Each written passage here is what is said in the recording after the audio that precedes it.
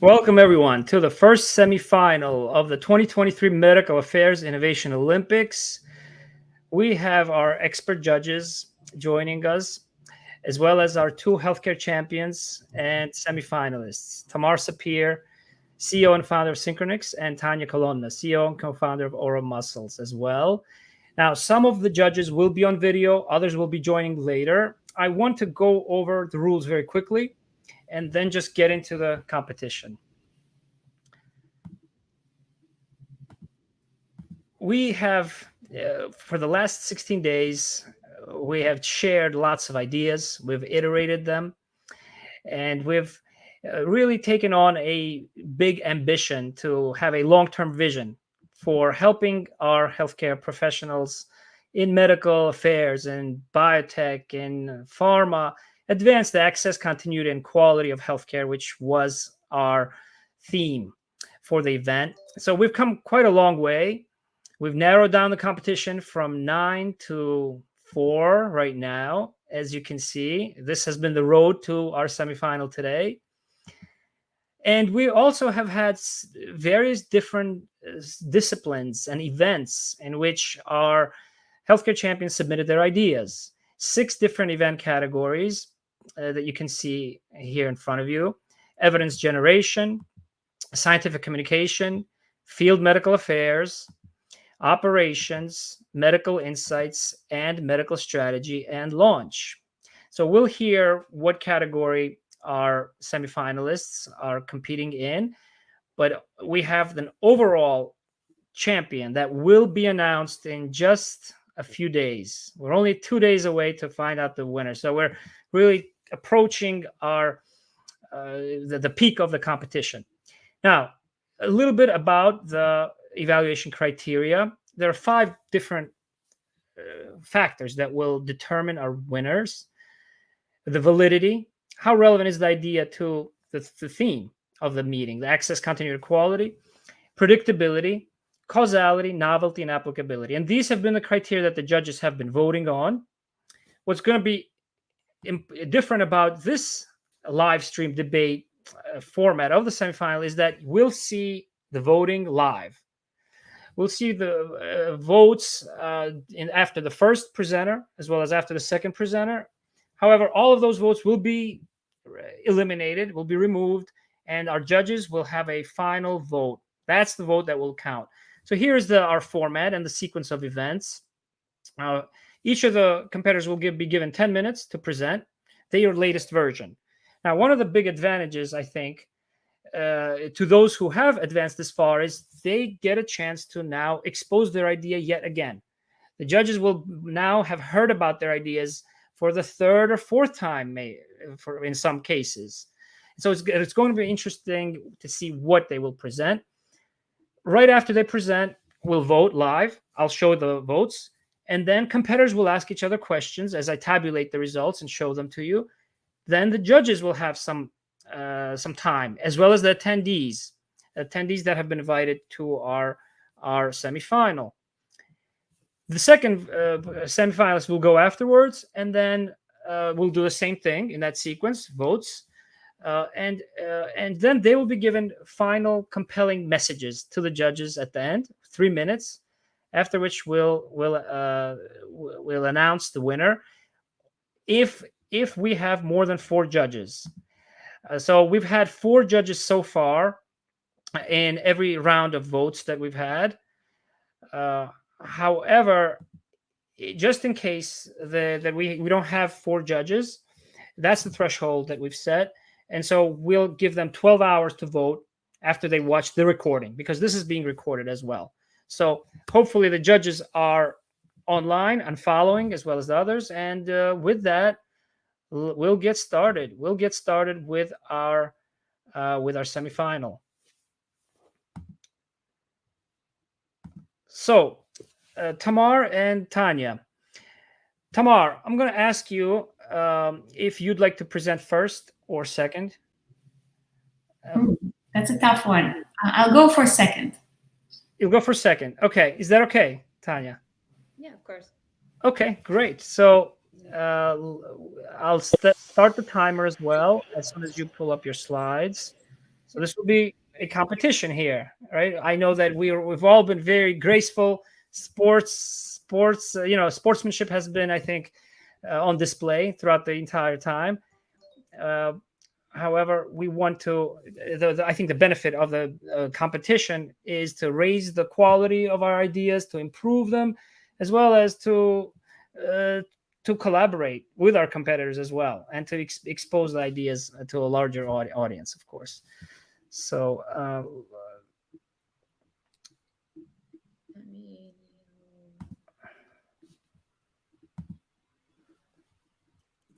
okay, so we're waiting for Tanya to. Can you see my screen? No, not yet. You have to present. Okay. Share the screen when you get a chance. It says Present. but I can try again. If you present, just if you present on the bottom and just upload the slides.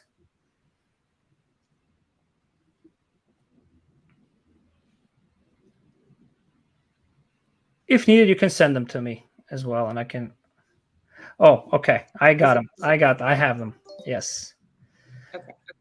Okay. One moment. Is it in full screen now? Yeah, it's in full screen. Okay, and it switches between slides? Yes, it does. Just one moment. I want to share our timer as well.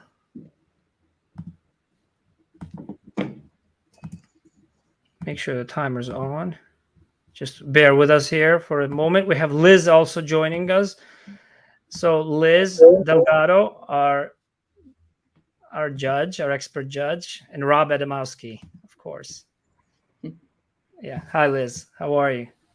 Good. Nice to be here. Good luck, both of you. I'm looking forward to the conversation. Thanks, Liz.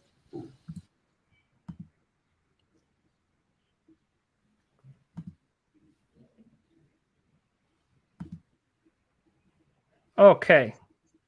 So that's the timer. So you'll have that in the background, Tanya, as you present.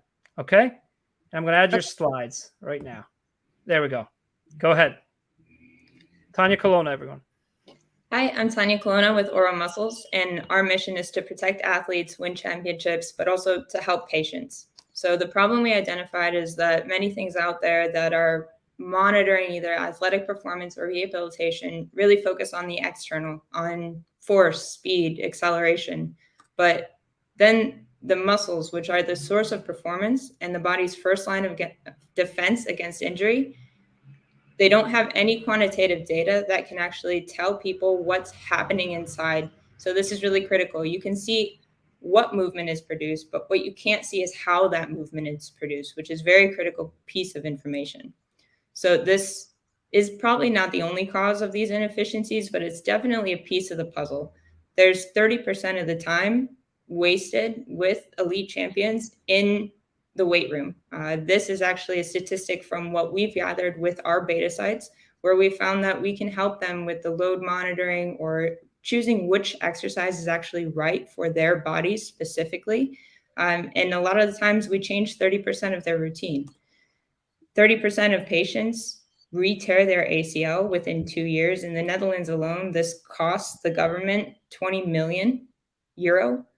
And then 1 in 4 patients with Parkinson's disease are misdiagnosed. So the application of this spans from the elite sport market to the rehabilitation market, and also looking into people with movement disorders and trying to help to optimize their diagnosis and their care. So our vision is to democratize muscle data within sport, fitness, and medical performance. So why aren't people using muscle data more? Well, it's very costly. So a lot of the times what you have to do is use it in combination with different pieces of data. And this a lot of times means that you have this $200,000 motion capture lab and a 15-minute setup time, and then this cramped room controlled setting for the patients where either you're trying to just watch them, or you're trying to, with people with movement disorders, you're trying to instigate different episodes, different episodic events within them. And that's that's not very fun for the patients, and it takes a lot of time, a lot of work. And what they have to do to analyze it in post is they have clinical specialists who spent 7 years in medical school watching slow motion video and manually segmenting data. So that takes like 3 weeks to analyze 15 minutes of data. By then, muscles have adapted. So with us, we actually have this really small sensor right here. I'm not sure if you can see me or okay, just one second. I'll add you to the, yeah. Could you show that again, please? Yeah. So just very small. And all you have to do is stick these electrodes onto the device, peel it off, and then you just stick it onto whichever surface level muscle that you need to monitor for your specific use case. So quick setup time, minimal costs. We also provide real-time feedback to help you know, are you compensating? What are your muscles actually doing? Are you training too hard? Are you not training enough? That's really important within rehabilitation. And then also how the muscles are firing, which is really important within movement disorders. Finally, you can see deep historical insights. So you can see how you're progressing over time as well to see if you need adjustments within rehab or training or within medication timing or dosage. So we've been working for about 5 years on the validation of all of this, making sure that, we follow QMS guidelines. This is a medical grade wearable device. We've clinically validated the fundamental AI, the fundamental machine learning with the #2 rehabilitation facility globally. And then for that practical aspect, we've been working with experts in the field. We've been understanding how they want to use it, how they want to see it, how to display it, how do we integrate into their workflow. This is for both sports teams, but also within medical. And we're working right now on further validation of what we're doing with 2 top-tier physiotherapy sites, MCZ Groningen and PMI Rembrandt. So what's important from all of what we gathered to remember is that every muscle for every person during every movement reacts the same when placed under load. So that's really critical to understand and know, and a novelty that we found in our data. Within elite sports, we've had some really great results already. We've helped 2 people get to the Olympics. 1 came back with a silver medal, and we've also helped someone break a national record. So I'll quickly get into those case studies. Within the Olympics, what we were able to see is, again, 30% of their time in the weight room was spent on exercises that weren't helping them get faster. For this specifically, it was in speed skating. So what they thought was that heavy barbell squats made them faster on the ice. But what our data showed is that barbell squats, so this black line is barbell squats, this blue line is glute activation on ice. They actually weren't working their glutes how they thought they were. So we were able to replace this with different auxiliary movements that helped them. And after 6 weeks of training, while recovering from a back injury, a gold medalist skated his fastest time ever in 6 weeks. Now we utilize this next on the rest of the team in combination with load monitoring. So understanding, are they pushing too hard or not enough? And what we were able to do was help 2 go to the Olympics, 1 come home with a silver medal. With the national record, that's more in powerlifting, we were able to show that the athlete was actually compensating. They were not targeting the muscle that they thought they were. And this was in a belt squat. So with the belt squat, we monitored the outside quad. We showed that she wasn't targeting the outside quad how the coach had intended her to. And by flagging that, we allowed the coach to make a training intervention. He just had her hold a weight in front of her so that she leaned more forward during her training. And with this, she actually was able to exercise with 70% less weight, which is less risk, with an improved training stimulus. So really trying to optimize that training. Now veering into rehabilitation, which is the bigger market that we really want to do. We really want to help patients improve quality of care. What they currently use in looking at how rehabilitation is progressing is a dynamometry device. So how much force are the right and left legs producing? And then we compare them. So what you do here is you look for this 10% difference, and they usually start out around 30%. But what's difficult with this is it's very cumbersome to use. So it takes a lot of time to use these devices. You can't really do any real baseline training because it takes too long.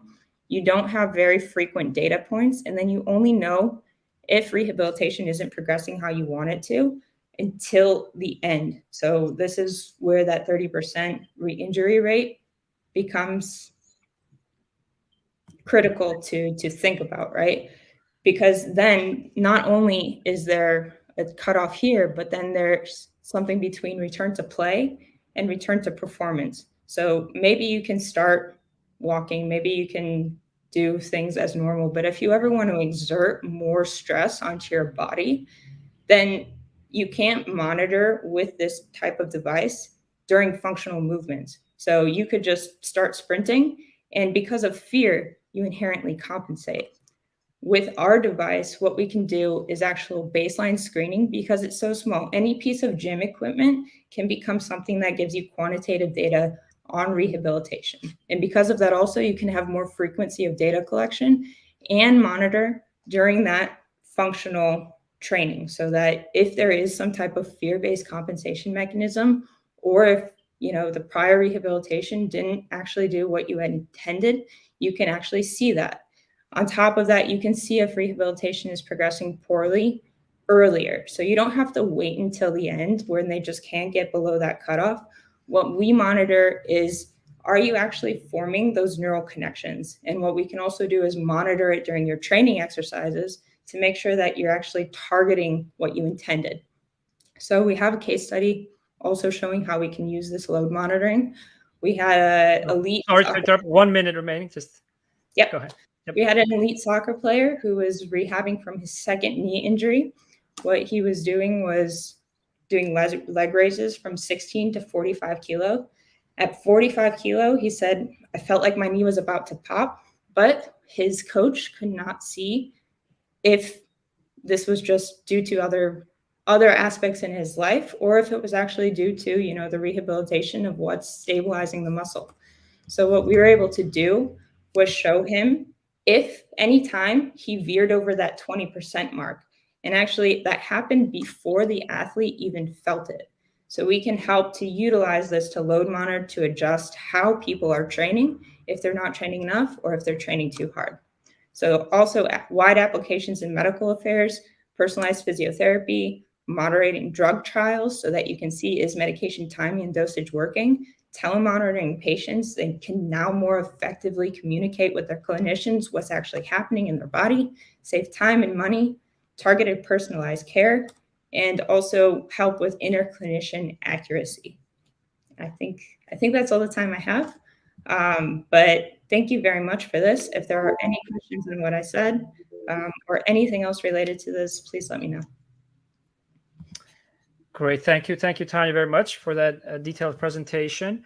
And a lot of great information here that we heard once again. So let's now move to the voting before we start to ask each other questions. And I'll go to our competitor, Tamar. I know that this is a competition, but it's also a way to learn from each other as competitors, as we've done last year as well. And I'll start in the meantime, as you guys speak, I'll look at our surveys. Tamar, any questions? Anything that comes to mind? Any comments? Tanya, wonderful job. Really, really impressed by the applications of it. And I'm excited also to see how we can continue to collaborate over time. But I was wondering, as you're thinking to commercialize this, whether and how you have thought on implementing remote patient monitoring, because you may have heard that there are opportunities also for reimbursement, especially in the musculoskeletal space, and whether this would be considered a medical device, and if yes, which class? Do you need any regulations in order to register it? Yeah, great questions, and definitely looking forward to potential future collaboration. With this device, this is a combination of EMG and IMU. And the EMG in this is actually already a certified medical device in Europe. And we added another component. So this particular device is not approved, but there is a nice predicate there where we can get this part approved. Advancing with that, that's why we had the clinical validation of our artificial intelligence to show that we are as good as the current gold standard in that. Looking forward, I believe we'll be a class 2A within the FDA. And with that, we're already talking to both regulatory and reimbursement specialists to understand exactly how that software comes into play into it. But there are already pre-existing reimbursement codes for surface EMG, which is what we use. And I think that actually opens up a whole new door so that we can not only help clinics have better patient outcomes, but actually from what we've seen in the CPT codes, potentially also make a profit for their clinics, because that's why we had the idea to go first within the elite sport, because we know that's where they can pay out of pocket. That's where they're more willing to take some risk. That's where we can gather a lot of clinical validation in there, and then make sure that when we do go down that pathway, we know that that's what's happening. For the remote patient monitoring, we're already working towards another grant with the UMCG, the one that we helped to look at that artificial intelligence pathway. So kind of making this into something that can be kind of like a medical advocate in your pocket, so that we can, instead of having these people with movement disorders that already have so much to worry about, trying to communicate with their doctors about how they feel inside. I did a lot of athletics. I know a lot about my body, but even for me, it's very hard to communicate what happened, especially when you're trying to recollect, after a month, 2 months, when you go to your clinician. So we can help to monitor that for telemedicine, and then try to, just be an assistant to the people who are experiencing these movement disorders or experiencing rehabilitation that they can't quite, get below that threshold, so that you can actually see what's going on inside of them and why the external appearance isn't really progressing. And especially with that, sometimes it is, but you just can't see it. So we can also try to give them something that tells them, hey, what you're doing is working. It might not look it might not look like it from the KPIs that you're used to looking at, like how much weight you're lifting, but that neural connection is forming, and you're doing what you need to do. Just stay on track. Don't get disheartened. There's so many people within, especially stroke rehabilitation, that just drop out. So we want to be able to say, hey, this is working. Just stay on course and you'll get to where you need to be. Great, thank you, Tanya. As you can see, as you were speaking, I'm displaying the results. I know in the first 2 rounds, novelty was the one factor in which your idea had received some of the highest scores, and we see our scores here: 1 9, 4 8s, and a lot of 9s, even a 10 on the novelty. So congratulations. So again, remember, these are some of the votes right now as we're beginning our semifinal. We'll get more votes from the other judges. So far, we've only gotten 2 votes. So I'm hoping to be able to announce the winner of the semifinal at the end of this. But if I don't, we'll hear about it within 12 hours. And the points also are important, just in the spirit of competition, because the one with the lowest scores is not out of the competition, or not out of the podium, for example, right? So the higher score among those who end up second in the semifinal will receive the bronze medal. Okay, and so as you know, we have the $10,000, $5,000, $3,000 in play for those overall prizes. And now let's go to the judges, and let's give some 5 minutes to make some of the some comments and ask some questions.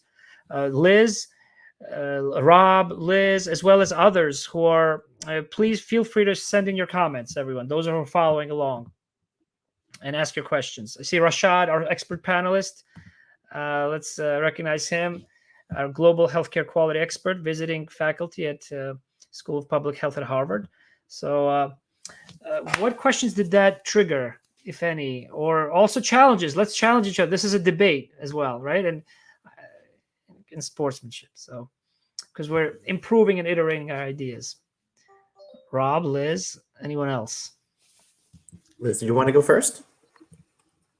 You already unmuted yourself. Go ahead. No, honestly, Tanya, really great job. I guess the one question I have for you, because I really love the idea of going to rehab, right? I think that's such a bigger market. The question I had is just on the AI part. What I'm really trying to find out is, how much does a clinician need to do? So I know you mentioned that you'll get real-time feedback, you have AI. So is it where you put the sensor on, you'll do the exercise, and will your AI automatically generate recommendations? Or because one thing the question I have is, how much does a healthcare provider need to know early on to really get the maximum benefit to ensure the best recovery, best use of the tool? You know how this, it's always scary. It's always hard to get providers to learn some new. So I want to see how much is the AI guiding them, and and maybe the last kind of question is, what's the model case for rehab? Because one in which there is high enough volume for you as an entrepreneur to focus on it, and also to develop various case studies or examples to show the incremental benefit of increased recovery, reduced re-injuries. I know you mentioned the ACL in a professional model. I wasn't sure if that was like a model case you're thinking about for rehab, because I'm sure that's a procedure that's done in quite high demand. So sorry for the long comments, but awesome job, and I'd love to hear your responses. Yeah, thank you. So the first question that you asked was, how much does the AI do?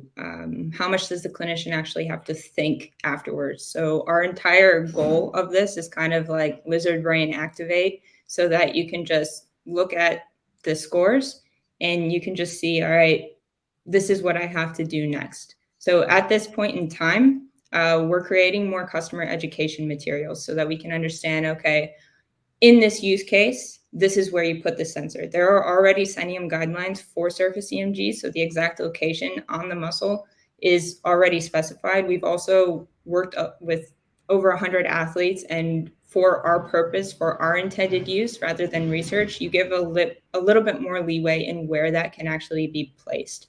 So I know with research, you have to be very specific. Sometimes you tattoo the person so you can just go back on there. But for us, for our intended use, it can move around a bit. For what the clinician actually needs to look at, if you're looking at return to play, all you have to look at is that percent difference. Does it go under? Does it go over that 20% mark? If it goes over that 20% mark, then you have to keep going through that rehabilitation. If you are and again, it all depends on their goal. So the goal that we have is that the clinician or the coach, they have an intention when they are planning these trainings, right? Then the athlete or the patient, they feel something else. What we want to provide is something quantitative where they can just say, okay, this is what I intended, but this is what you experienced. Let's talk about what's actually going to be beneficial for you in order to move forward. At this moment, that conversation is very much key, and we're working with all of our beta testers, our alpha customers, to understand what needs to go into our device in order to optimize it so that we can just, within each use case that they would use it in, just look at it and see what they want to see. Tim, am I out of time? Okay. No, you're not. No, I apologize. I didn't mean to share that screen there. No, continue. No problem.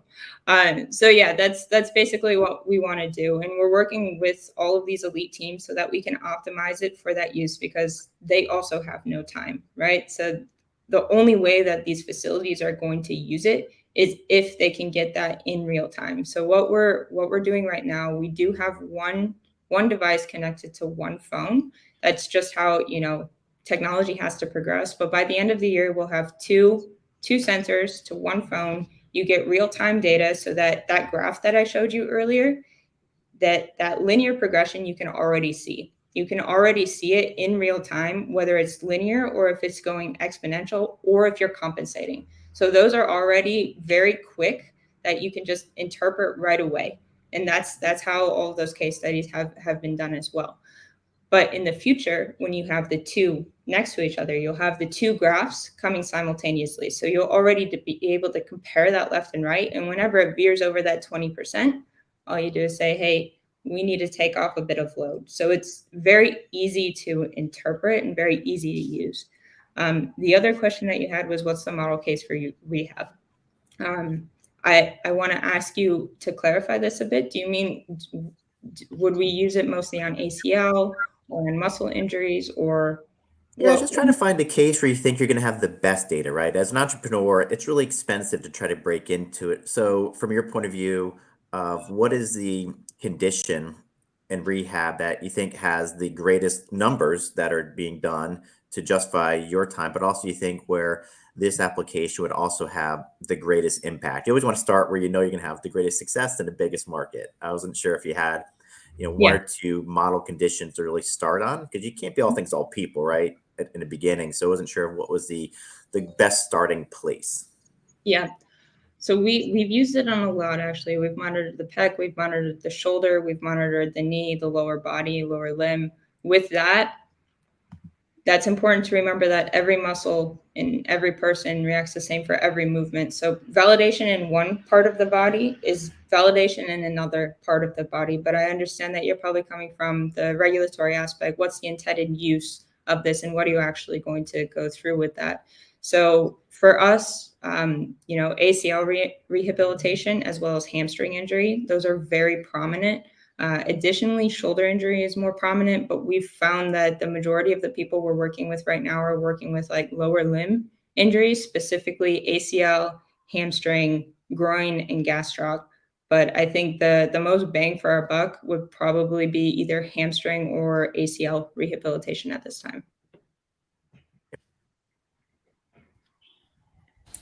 Okay, great. So we've just a little bit of time, Liz, for another question as well. Yeah. First of all, Tanya, this is fascinating. I love this technology. I absolutely do think that there is a place for it. My question to you comes, one, educate me a little bit, right? Are there any muscles that are not surface muscles that this will not work on? And I am just not an expert in this. That's why, because I caught you when you said any surface muscle. And I was like, well, guess there are some that are not. Yes.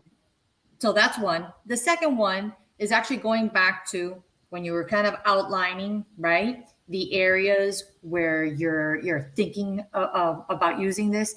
You talked about movement disorders. I would like to better understand what's that use case. Are you thinking about using a technology like this as a diagnostic tool, right? Help me understand a little bit better where you're going with this in terms of movement disorders. Yeah, absolutely.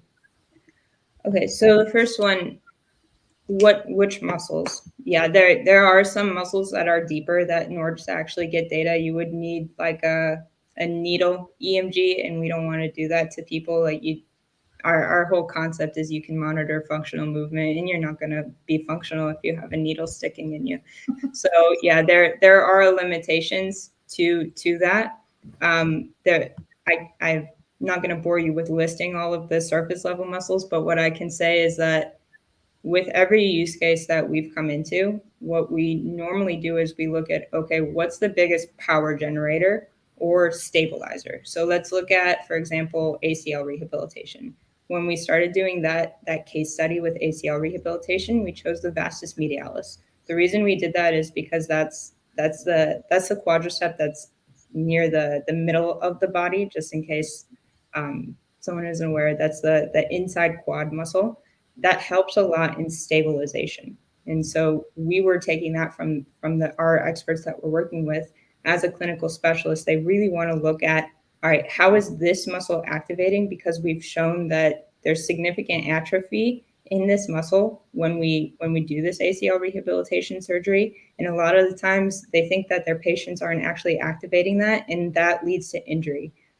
Even especially with elite athletes, they're the best compensators, right? So when you're rehabbing from an injury, a lot of the times your body takes over in different ways, and instead of activating the muscle that you should be, you activate the path of least resistance. You activate what's actually already formed.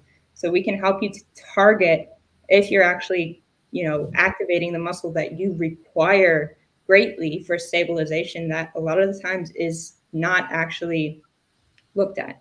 And that's in a bunch of different cases, but we'll stick with ACL for now. Also with hamstring rehabilitation, the good thing about this is because it's a medical grade device, you can monitor specific muscles within the group of muscles. So hamstring injuries come from a lot of the times the imbalance between the two hamstring muscles. And so what we can monitor is, all right, how much are you compensating with either muscle? So we put it on, either either biceps femoris or semimembrosus. And we can see not only when they're training, but also when they're sprinting. A lot of times the injury comes from when one of those muscles is taking the bulk of the load. And when it takes the bulk of the load and the other one doesn't do its job, that's when a lot of times they tear. So that's really what we can look at. So it's what I'm trying to say is it's okay if we can't monitor all of them.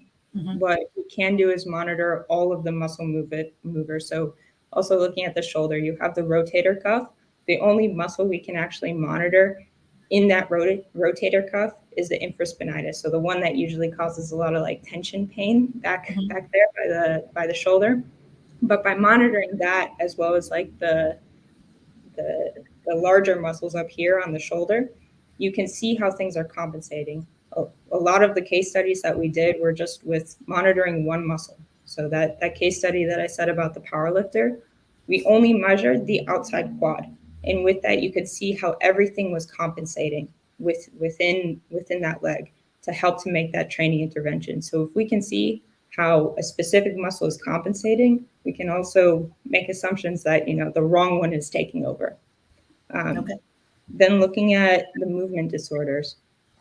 So EMG is already used to help in the diagnostics of the movement disorders. A lot of times that's used in the, no problem, Tim. I'll say it really quick. A lot of times it's already used in what they're doing with the motion capture lab.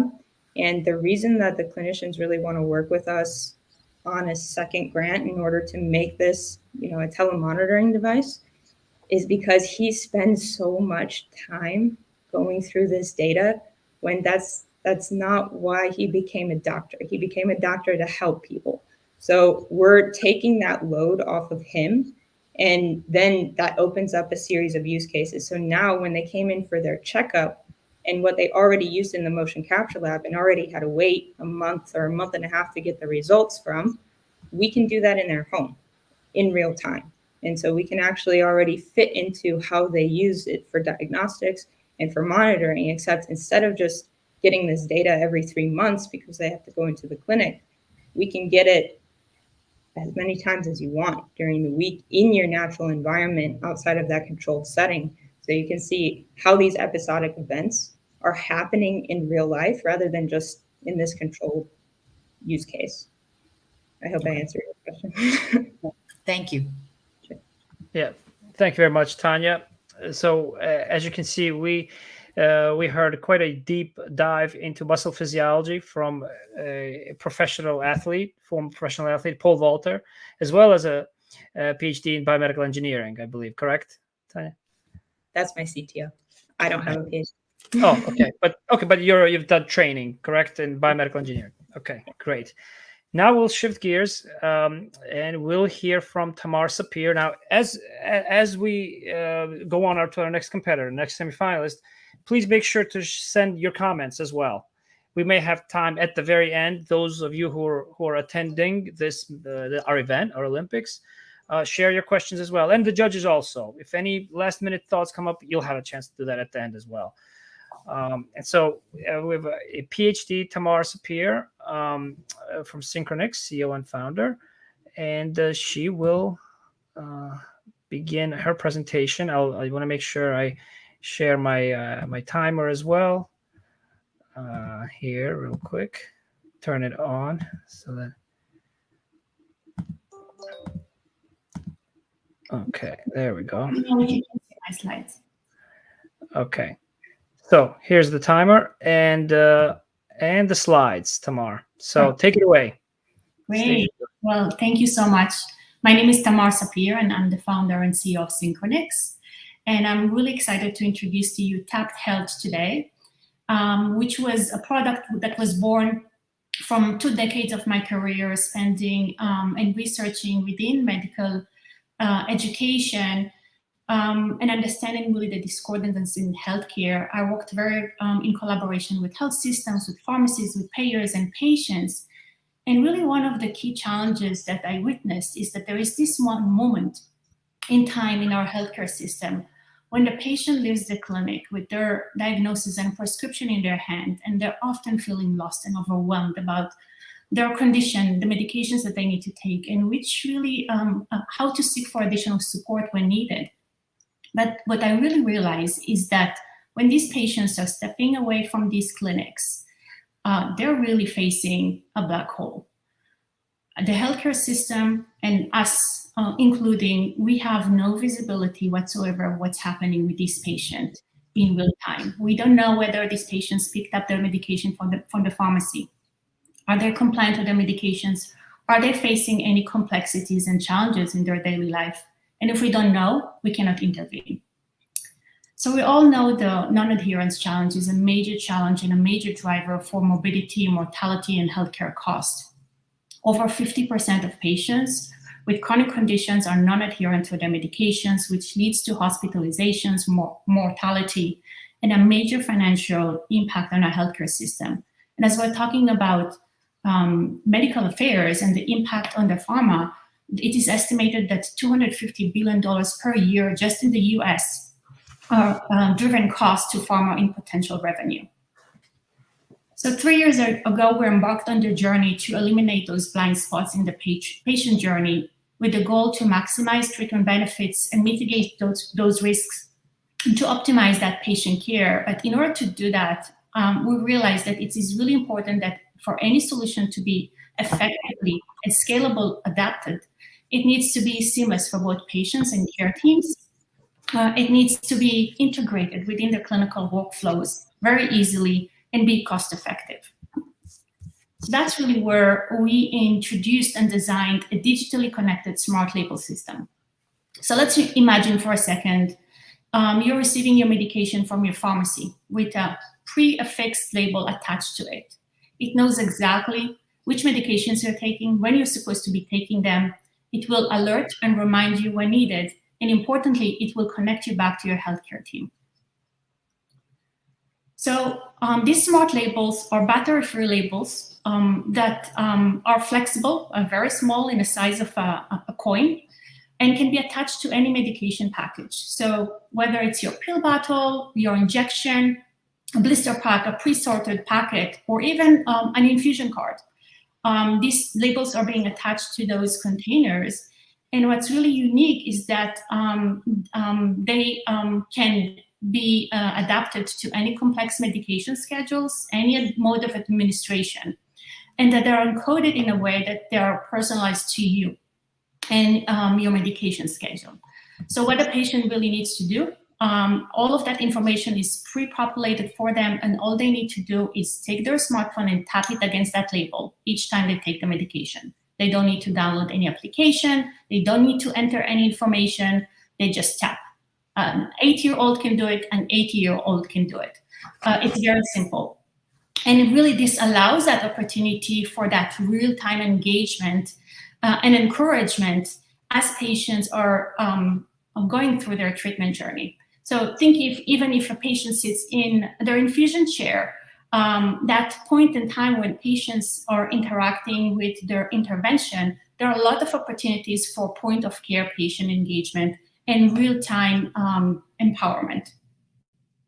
So we created a really holistic and complete medication and care management solution where now for the first time we can actually detect real-time medication adherence where every dose becomes a data point, but we're also motivating and engaging patient where they're seeing their adherence data. They can see exactly which medications they have taken, and everything happens in a real-time manner. Even if a dose has been discontinued or adjusted, all of that information is up to date to patients, that they can really engage at their level, in their own language, and their health literacy level, because all of that information is very personalized. And then it's all being translated back to the healthcare team and to the relevant care team where they can monitor the patient data and based on risk factors and stratification models can really identify those patients who are most at risk for non-adherence, worsening outcomes, or any access or challenges that their patients are facing. And with built-in predictive algorithms and very sophisticated analysis, as well as an AI and machine learning, to start devising strategies for who are the patient population who needs attention and which programs can be implemented. And then the last piece is really closing that loop and linking the patients to the services and the resources that they need. So let's say, for example, a patient who didn't pick up the medication from the pharmacy because they have challenges with transportation. This program really enables that linkage to the care services that may exist for transportation, for case management, food insecurities, whatever it might be, to link them to the services that they need in a real-time manner. So that really enables for the patient and the care team to stay connected and empowering each one to be able to provide that information in a real-time manner and escalate the care in a streamlined and allocate the resources in a very streamlined way. So you can already imagine how this system enables real-world data gathering with very actionable insights that are way beyond the pill. And if we're talking about applications for medical affairs as well, we have opportunities to capture real-time adherence data, including persistence, interruptions, discontinuations, and also the drivers for worsening outcomes. What are the social deterrents of health and the barriers to care, as well as additional patient-reported outcomes. And all of that information together really paints the story about what's happening in a patient in a real-time perspective, and enables the care team to communicate, coordinate, and link the care and escalate the care as needed, and take those actions among each other in a multidisciplinary setting. So on the patient side, we designed a very seamless and easy patient interface where it's very actionable. The patients can just tap and go and track progress over time. They can be empowered with their own data, and that's really important. Where it's not designed necessarily to monitor, penalize patients. It's actually empowering and ensuring that they develop a relationship with their care team and be empowered. So they are capturing reasons for non-adherence or any additional patient-reported outcomes like disease progression that are being captured and designed at the project level, with pulsing out education that are very specific to their condition, their medication, their settings, and their challenges that is being pushed and pulsed over time. And also empowering them with whether those are incentive programs, and also being able to import and export that type of data with physiologic measures. Like we heard before from Tanya and others, where all of that information can be really embedded and correlated adherence data with additional real-time physiologic measures as well. And then there's 1 minute remaining. Okay.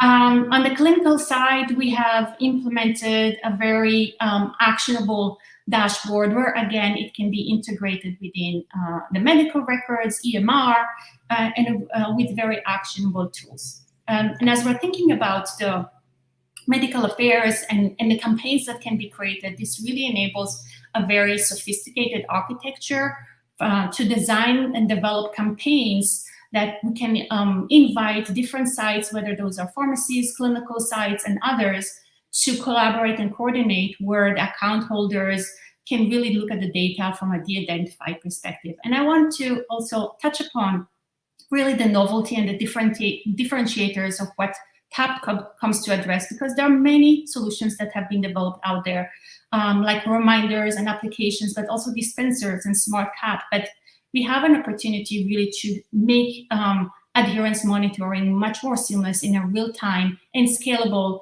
and cost-effective, of course, across settings. So we do have early data. We've been very fortunate to work with very large academic institutions and work within medical affairs and other foundations as well, and have captured 1 year data where we have over 97% adherence data over time, and very actionable actions that have been taken to respond to alerts. And I just want to close with this case example, because I think that's really what brings it all together, when we bring real world data and the underlying barriers together with actionable insights, that's really when we can start closing those adherence gaps. So here is a patient who started her medications on June 5th. And then week over week, patient has been missing a dose or two over that week. But then on the following week, patient started taking only a few medications a week. And then on the July 1st, that's actually when a trigger was alerted to the clinical team, who actually called the patient and realized that that patient lost her job and has no insurance, and the pharmacy was not able to dispense. So what the patient did, she was actually rationing her medications. And that really has been displayed and reflected in this data. So the nurse and the pharmacy team collaborated to verify and process eligibility for patient assistance. And then on July 11, the patient was able to obtain the medications. So we can see that here in real time. The patient went back on track, and today the patient is fully adherent on her medication. So this is really bringing it all together. So there are incredible opportunities to drive access, continuity, and quality of medication use across medical affairs, whether it's patient services, medical education, HER, clinical development, with very applicable solutions where we can collaborate with health systems, pharmacies, limited distribution specialty pharmacies, to be able to implement very easily a solution that can really close that gap across the care. And if we're looking at driving value in medical affairs within unit economics example, we can drive with a very conservative analysis, $14 million for this case example, or up to $40 million per year in value. So aligning it with our Olympics team, we believe that Tapped Health can really achieve and close the quintuple aims across patient experience, population health, reducing costs, driving care team well-being, and health equity. So with that, let's shed the light on our patients and our healthcare system, and all it takes is just one tap away. Thank you so much. Great. Well, it's amazing. I'll tell you, judges and attendees who are watching, that throughout this 16 days of competition, I've put myself in the roles and shoes of the competitors, the judges, and I'm certainly glad that I'm not the judge, I must say. You can see the amount of dedication and passion from both of our semifinalists. Tamar has published many studies on health inequity. Tanya Colonna has also been working on publishing, and she has published validating data for with muscle physiology with oral muscles as well. So a lot of great ideas here. As you can see, please comment, ask your questions. And now I'll go, as the judges start to vote in the same link, I want to go first to Tanya. As a fellow competitor, semifinalist, please ask any clarifying questions, challenge each other again, and comment. Yeah. First off, Tamar, looks great. Like that's a huge pain point. Like not only taking the medication, but also having all of your caretakers communicate with each other. I think that's also a big value add. So amazing work with that. I do have a couple questions about how it's executed, how it's implemented into this. But generally, like with the case study, I found that fantastic. What I was curious about is particularly how many of these have you done in the field of that? So that one case study was amazing. Of course, patient adherence is a huge barrier. But what I'm trying to think in line with that question is, you're making the patient journey a lot better. It's easier. But do they have to scan it every time they use the medication? I'm curious about that, as well as what's the additional work for the doctor or pharmacist on the other end that has to put this into there and actually look and change their day-to-day a bit. I guess it takes a bit more to be proactive in these situations, which is necessary, of course, but I'm wondering what the willingness of them that you've seen, or kind of like the hindrance that you've seen in order to that barrier to uptake. I'm also curious, I know on the business model end for applicability, and implementation, who pays for this and who owns the data with all of this? Because I know those are two huge topics coming up right now. Excellent questions. I'm going to try to address them. So we launched our system platform last year. And since then, we've been really lucky to work with clinicals in a clinical setting. So the cases we have seen, and we have more data, has been implemented in a clinical setting. So we have different centers in IBD, in HCV, HIV, cancer centers that have been deploying it within their patient settings. And every time it depends on whoever are champions, whether it's a clinical provider or pharmacy. We're working to integrate that within their workflows. So, and basically we're minimizing the workload for those healthcare teams. And the way we do that depends. If the pharmacy is involved, then the pharmacy, all they do is just attach that label to that package. And patients are being either invited by the clinical teams, and all of that information is being populated for the patient. So invitation can come directly from your EMR, from your clinical pharmacy platforms, or from even claims data, right? So all of that data is being pulled, and patients are receiving a text message to activate their account, and you go from there. The clinical team, they can decide whether to monitor the data, assign a person who will monitor the data, or leave it to us to help support them with professional services for coaching as well. So there is really a minimal level from a clinical team. So it really depends who we're working with. And if we're working with pharma medical affairs, then of course there is a level where we can provide the identified data. Of course, everything is HIPAA compliant and firewalled and de-identified, where those campaigns can be populated and set up depending on the brand and the project, where all those rules and regulations are being set, where that data can be populated with reports, analytics, cases. So we have a very sophisticated analysis back end where we can share data, but in a compliant way. Okay, so as you have just completed addressing that response, I'm showing live voting results for Tamar and her presentation. As you see, a couple of 9s on the particular on the validity and applicability, as well as a 10 on the validity side, and on the novelty. Very interesting. So in the first 2 rounds, we've seen Tamar receive very high scores on the validity, and Tanya on the novelty side. And so we only have two judges right now voting. The others are going to join. And so we'll go to the judges now for any questions.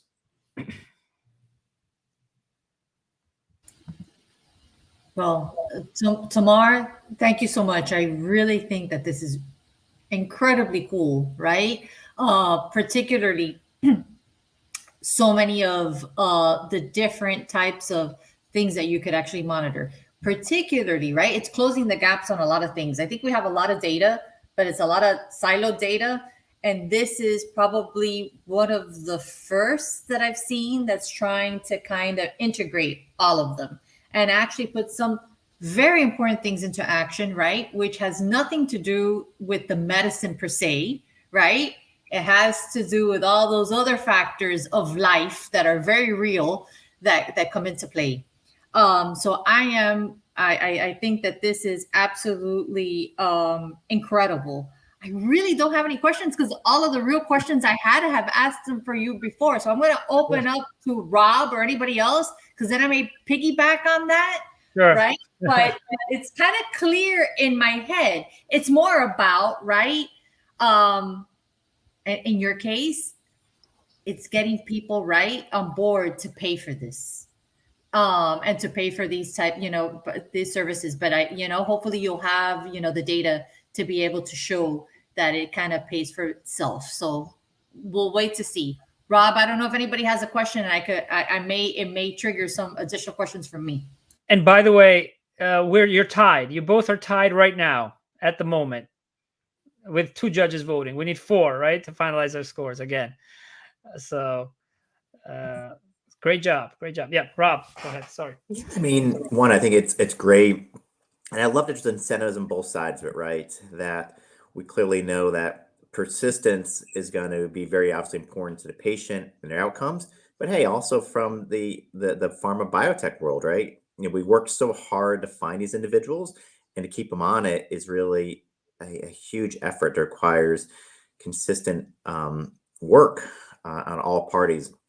I guess, Tamara, the one question I have is just kind of like the HIPAA angle of it. So it sounds like, if you do kind of have that collaboration, does it go through like some like HIPAA certified portal? So say if the healthcare provider agrees to get kind of, that feedback loop of are they taking it, but also, if we include like PROs, which I think is such a great idea, because as we're moving more and more towards kind of the living well as opposed to just like all the different biochemical assessments, I think how patients feel is still critical. I think it's a great motivator for the patient and provider, but how does that information transpire? Is it some type of portal that kind of keeps it HIPAA secured? Yes. We've been HIPAA compliant and have been spending a lot of time making sure that it's all compliant and segregated in terms of every site. We'll see only their patients. Patients will be approving who has access to the data. And then different organizations the account holders might have access to very specific type of data that's aggregated across populations. But yes, it's all HIPAA compliant and has been vetted by one of the largest, several large health centers. And have you thought about just aggregating the data like in a de-identified fashion? So say if you're looking at just one treatment and you have like standard PROs or questions across the board, even compliance, is there a chance to partner with industry on some type of aggregate de-identified summary of it that could be publication, a teaching point, or just somebody can kind of communicate to healthcare providers across the board to kind of uplift the entire community, not just the ones using your product? Oh, absolutely. That's really the intent. And all the science, the system really enables the science and the publications and the reporting of the data. So we are embedding AI algorithms to pull the data, all that type of rich data, and you can ask all the questions and do all the comparisons across medications in different conditions, across projects where you can populate reports, case studies, publications. So we're actually really excited to be able to take the science forward and with that type of real-time data. Thank you. Great presentation and great product. Yes. Thank you. So Rick Johansson, he was one of our most active spectators last year in this event. He's asking a question. First of all, he was commending both of you. So compliments from Rick Johansson to both of you for the presentations. But he has a question for you, Tamar, in terms of how your company stands up against Medisafe and Adhere Tech. Or how it differentiates. Definitely great questions. 2 wonderful companies with great value, of course, to medication adherence. And I think that's really where we sit exactly right there in the middle, right? Medisafe is a great companion app. Most of it is really self-reported. It's a software and provides really adherence data most of the time in engaging patients in their care. Adhere Tech is using, if I'm not mistaken, the smart caps, right? So our approach is let's make adherence data as seamless and as easy to report. So that's really where you just tap and go. It definitely, we can see through our data. It's the retention data is much easier. It's easy for patients to do that. They don't need to go to an app to self-report. And it is flexible and adaptable to any medication, right? So now in our case, you don't need to stick to your smart pill. You don't need to dispense it during this special dispensing. You can apply it to any medication, right? It doesn't need to be oral medication. It can be your injections or your infusions. And on top of it, our approach is monitoring is one piece, but we want to understand really the big picture, right? So we are applying, we're capturing reasons for non-adherence, patient-reported outcomes, and are able through that tap, right? Like Rob mentioned, now we can check back with patients 2 hours after they've taken their migraine pill, right? How are you feeling? Because we can correlate that real-time adherence point, that medication intake, with their patient-reported outcomes. So we're capturing really the story from a holistic perspective, and it's all integrated back to the clinical team's workflows. So that's really where we're making things easy, seamless, and integrated. Great. Thank you, Tamar, for addressing that question. And so you're both consummate professionals. It's clear. However, you've entered a competition here, and so we hope to see you in the final. So now you have 3 minutes, and we'll go back to Tanya to speak to our judges, to address the judges that you see here, to our attendees, and those who are going to watch the recording and also vote. Please, the floor is yours, Tanya. 3 minutes. Awesome. Well, thanks again for all your time, all your input, all your questions. Definitely things that we've thought about, and good. I think for me, it's good to hear that those questions are also triggered in your head, because that means that you're kind of in the same thought process as we are. So yeah, what we're trying to do again is making it very easy to interpret. So in the real time, you just have to see one number, decide if you step back a little bit, keep pushing, and also having that historical data tracking so that all you look for is like a trend. If you don't see the trend that you want, then you know that you have to go back and change something, have an intervention. So making it really easy to use. Again, the scalability of what we're doing is because every muscle, every movement, every person reacts the same under load. So we talked about specific use cases to enter it into the market, which I think is a very valid point.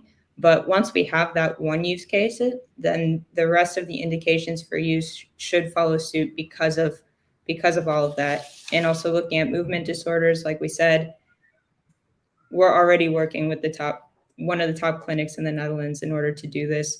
The clinician has himself actually been pinging me about this other grant, which is like great to see, because before we were always doing the outreach trying to get them to do it, but he's really excited about how much better his life will become if this becomes a thing. So that's what we're really excited for. We see that we are helping a pain point within the movement disorders as well. So yeah, we're really excited about everything. We're really excited that everyone sees the applicability of it within the elite sports. We've been able to prove out everything that we're doing. And so seeing this evolve from like the 6 years we've been working on it has been crazy, because before we were trying to, just find anyone who would work with us. And now we actually have some top alpha customers who are going to be using it, actually helping their patients, helping their athletes. So that's what I have. And just thank you very much for your time. Again, your questions. And Tamar, great job. I really hope this is successful, because it could help so many people. So thanks everyone for your time. Thank you very much, Tanya. Any other final thoughts from the judges before we go to Tamar, and before you vote, in light of the responses and the clarifications that you've heard from both of them? Rob, Liz, and others also in the chat, those who are following along, our attendees. Final commentary? No, both of you. Thank you. This is amazing. And I wish both of you success with this, because I think they are both really serve an unmet need. Thank you. I resonate what Liz says. Great work, super exciting stuff, and awesome presentations. Are so well thought out, and clearly your ability to answer all these questions was just great. So no, great, I loved it. Okay, well, Tamar, please share your final message with all of us. Yeah, well, I want to thank you, team, for organizing this great event, and the judges, of course, and Tanya. I couldn't ask for a more amazing competitor against me. The fact that two women are here, we made the difference as two women entrepreneurs. So I'm proud and I wish you best of luck. All I can say is we have an incredible opportunity here to make a difference. TAPT has been really a vision and a mission for our team for many years. We're trying to meet the patient closer, and to me it was. I'm not a technologist. I'm a researcher. I'm a scientist. I'm passionate about making a difference, and we have come up with a model where we can streamline medication delivery and use and optimize the quality of care for patients, for healthcare teams, and importantly to synchronize, and that's really where Synchronix is coming, to synchronize all healthcare stakeholders together, right? Because it's not really just pharma, just pharmacists, just providers. This is really an opportunity to start making a very cohesive collaboration and ensuring that patient care is being delivered at the right time in an appropriate way with a very high quality of care. So that's really where we'll continue to work hard, and to having those initiatives and collaborations, that's really what we're excited about. So having that type of feedback really makes a difference for us and our team. So thank you. Okay, great. Well, I think there's a deciding moment here that a lot of us have been waiting for, to see the results, the final results so far. And I'll try to share that as I see the votes in real time. And this is something new that we've been experimenting with here, and it looks like we all now belong to this kind of Olympic village, and of healthcare Olympians who are also receiving feedback in real time, which we're not always used to. And so I appreciate your courage and your just flexibility here as I just watch the results here. I want to pull them up real quick. And there's also an important sports component to this competition, and as well as a sense of understanding, a recognition for the efforts in real time, transparently. And that's what I think the data nowadays allows us to do. Just accessibility to data for everyone. And so here are some of the results so far from Tamar. Okay, these are the final votes so far from our judges. And so I'm raising a lot of suspense, it looks like. As you can see here, a couple of 10s. We have some 10s on novelty, on various different attributes. We're going to export this data, and I'll share in just a second here. I want to give a chance to those who are watching. I know that they're experts also. They're experts on your ideas. I've seen how much conversation is taking place in our platform, in our app as well. Just a few comments here while I export all the data from the judges on the platform and the kinds of messaging and just networking that's taking place. Because everyone has their full-time jobs, yet this is a asynchronous kind of event in which a lot of you are traveling. It's a global event, right, in many regards. Yet, you're finding time to connect, and I appreciate your time volunteering to the judges as well as to the competitors, volunteering your time. And any comments on the platform and on just the format of the event? Yeah, well, I'll go ahead and I'll start first. This is my first year, and Tim, I can't thank you enough for inviting me to participate, because I have to say this has been, how we give scores on stuff. This is very novel. How this is put together, and kind of, the spirit of the competition, but it doesn't really feel incredibly competitive to me. It really feels more like a think tank, people coming together, kind of brainstorming, pressure checking, but in a very thoughtful, constructive type of way.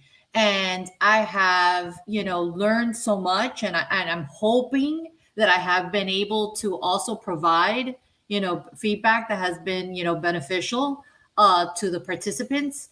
And I've also met some really great people. I mean, I didn't know Rob before this. Now I know Rob a little, and I've actually been able to make some additional connections. And there have been some really great questions that have been posted, regarding the future of medical and of AI and chat, meetups that are going to take place. And so I think a lot of like-minded people have found this forum to be able to kind of freely converse, with no real agendas, right? And try to just move things forward. So, Whoops. Oh, we lost the video. We lost the audio there. Okay, must be a connection issue there from Liz. But I certainly appreciate those comments. She's been one of the most active among judges and engaging and providing comments, as well as Rob and the others as well, who are not able to join because they're in Australia and they've committed to voting afterwards. Tanya, Tamar. So here is so far. Gathered all the data from. Let's see. I want to make sure I have the right screen pulled up. So far, it looks like it's a very close race, as we expected.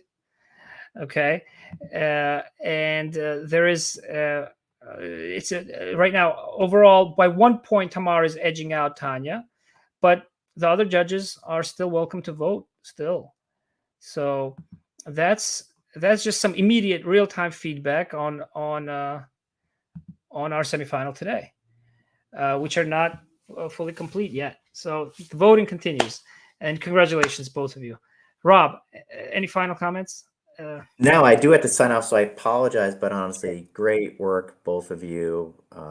Love the discussion. So great to actually hear the live dialogue, and I really appreciate all of you putting the work in. I think you're pioneers out there, and just stick with it. I know being an entrepreneur is really hard, but I can see that what you're both doing is just fantastic. So cheering for all of you, and I look forward to staying in touch with all of you, even after the event's done. So, always stay in touch. I think this is such a cool experience to meet folks, and that's why we do this, right? To be inspired by others, and I'm certainly inspired by both of you. So thank you both for the time this morning and this evening. So much appreciated. Thank you very much. You'll hear again from me via LinkedIn and on the app for the final results from this semifinal. And I'll see you tomorrow at 4:00 for our second semifinal. Tamar, Tanya, great job, and congratulations. And you'll hear from the results very soon. Here are our results. Thank you. All the best.